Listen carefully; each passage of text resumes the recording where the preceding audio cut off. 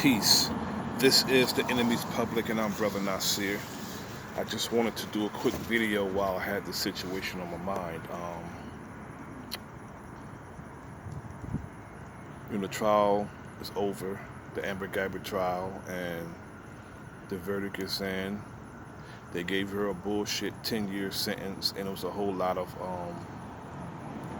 cooning and mammy and straight up milquetoast behavior going on with this trial. Now,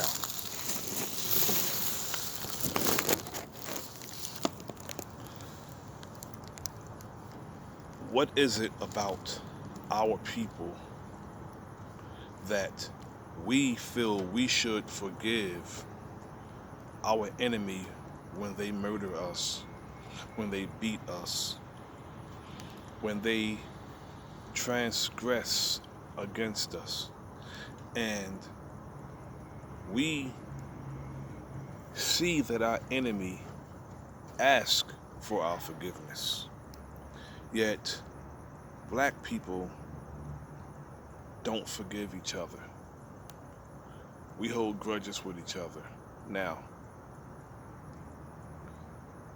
the judge, the bailiff, the police chief, the juror, all the way to the victim's family displayed totally coonish, inappropriate behavior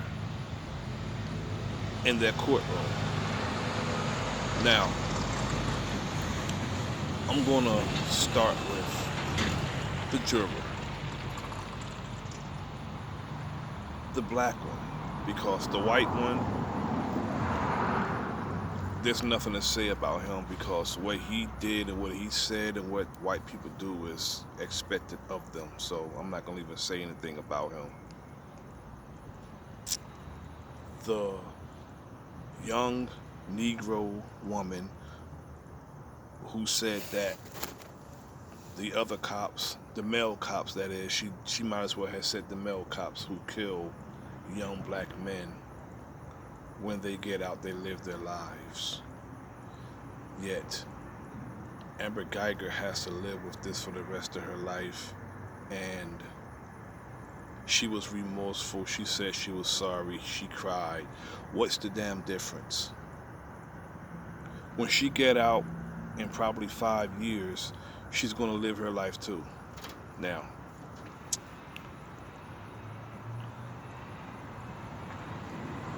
she said that she couldn't give Amber Guyger 28 years for that reason. I'm not understanding a convicted murderer. It wasn't manslaughter, because she sat on the stand and said that she intended to kill Botham John. And that was her intentions. I believe it was her intentions, and the reason why she went to the brother's apartment, and I say brothers with quotes because based on their family, with his family rather, he would have wanted to forgive her. Someone take what they didn't give you, something as precious as life, and Brant John would run into that cave bitch's arms like they were on a Hollywood movie or something, and sniffing her stinking ass like she was Gain detergent, and being apologetic to her, like, I'm sorry that, I'm black or something. It was milquetoast. It was really shameful. The behavior they displayed was shameful. The bailiff rubbing Amber Guyger's hair, asked to say that everything's going to be all right, and, showing no love to the deceased family. They may have given the family hugs, whatever. But they did not show no public display of love like they did to the perpetrator of this heinous murder. It was a murder. It wasn't a. It was a murder. She pulled her gun out and she shot him in his apartment. And the judge came off the bench and hugged a convicted murderer. I guarantee you she haven't hugged a convict convicted of running a red light or shoplifting, but she would go off the stand and hug this convicted murderer, someone who went into a man's apartment and killed him.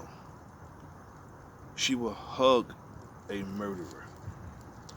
That's totally inappropriate, and I don't think she should be a judge. She shouldn't be a judge because her blindfold is off. She's not giving out blind justice. She's looking. Now, the bailiff was rubbing her, which is totally inappropriate also. Now, if that was my family, I would have checked that in the courtroom. I would have checked that. What are you rubbing her for? What are you showing so much affection towards the convicted murderer for? You actually supposed to have harsh words for a convicted murderer, regardless to who it is. You're supposed to have harsh words for her. Yet, it was nothing but love for that cave bitch, Amber Guyger, the murderer, Amber Guyger. And not long, the trial wasn't over a week before witnesses were being murdered. Joshua Brown, a young brother who actually broke down on the stand and wept on the stand. Probably, I'm not going to say because he was scared, but he probably was scared, yet he felt something for the brother who was murdered. The brother that was in his peers. And, the brother turned out, they murdered him. And not only did they murder him and they defamed his character. They said it was a drug deal gone bad. How typical for these race soldiers to use a narrative to discredit everything the brother said on the stand. That is so typical of Dallas police force or any police force, any group of race soldiers to do that. So typical. To make him look like a criminal when he can't defend himself. The brother was murdered. And,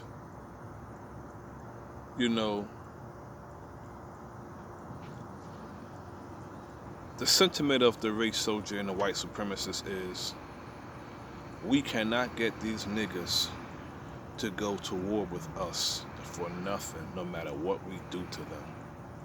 We can't get them to go to war with us. We murder them on the streets. We murder them in front of convenience stores. We murder them inside their homes. We slam their daughters on the ground at cookouts and pool parties. We slam their sons' faces on concrete because he's reaching for his cell phone. We pull their women over 200 of them, and rape them.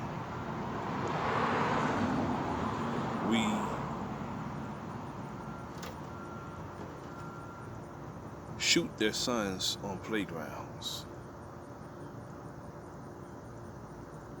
We do all we can to that what anyone else will wage war against us, but the black man would not go to war with the white man for nothing. Okay, we went into Botham John's apartment and we murdered him. Got a slap on the down wrist and some love from the court and the jury. And a week later, we killed a witness. And then a week after that, we're in a sister's apartment, shooting her through the window, not even announcing ourselves on a non-emergency call. The call to our sister in Fort Worth was a non-emergency call. It wasn't even a burglary call. It was a welfare call. The neighbor seen the door open and called the police. Now, there was no burglar alarm going off. There was no 911 call, from my understanding. The man called directly to the police department. So why did the police come in like that, looking in windows? If they say that the door was open, you go to the goddamn door. What you doing all at windows at these people's house? They shouldn't have even went to a window. The door's ajar. You go knock on the door and see if everything's all right and move on. But no, you got this he's overzealous and he's a coward at the same time. A straight up punk, and he's overzealous. Someone who should not have a firearm in his possession. He shot the sister through the window, saying, "Show me your hands." She's in her home. She don't have to show you nothing. She don't know who you are looking in her window. You can be a prowler or a damn peeping Tom. But you shot her through the window. That race soldier shot the sister through the window and killed her. Now, we want to see how this is played out. How they gonna play this one out with the murderer, the race soldier, shooting the sister through the window? We already experienced one miscarriage of justice with the Amber Guyger trial. Now this here, this is a automatic manslaughter charge. From the beginning, he didn't intend to kill her because he didn't go there with intent. But when you pull out a 9mm or a .40 caliber, which you know law enforcement carry, and you shoot someone, that's all the intent in the world to murder. Because you hit someone in any area of the vital statistics, anywhere in the upper torso area, chances are they're going to die. Chances are they're going to die. So the intent thing, I don't know. But all I know is the devil, the race soldier, shot through someone's window and she died. The sister, ATatiana Jefferson, was playing video games with her nephew. Her, some say 8, some say 9-year-old nephew. In her mother's home. Her mother, from my understanding, is in the hospital, ill. And while she's in the hospital, ill, the race soldiers murdered her daughter. This is a travesty. Now,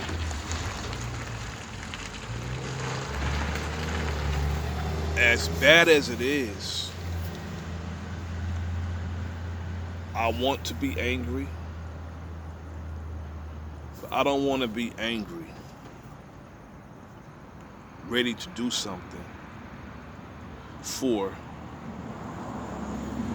forgiving ass people.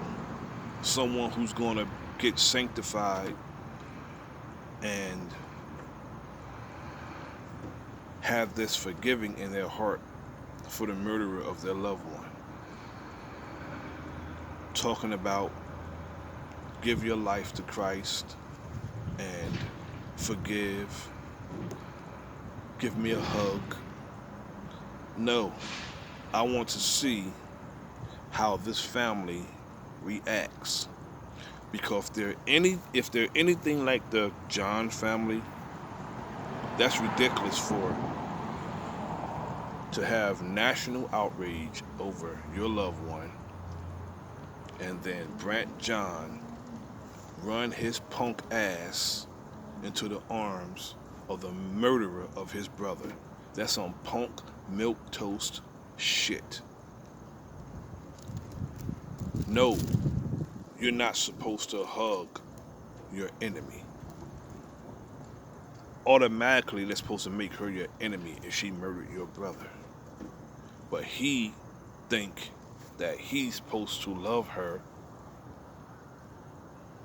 and forgive her, and she's not supposed to be punished. And I'm gonna go back to the juror for a few seconds. The juror, that little young, dumb Negro woman, she's dumb. She's illiterate, and she don't even know how to articulate her words.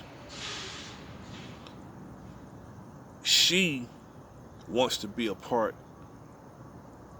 of the club. She wants a comfortable place in white supremacy.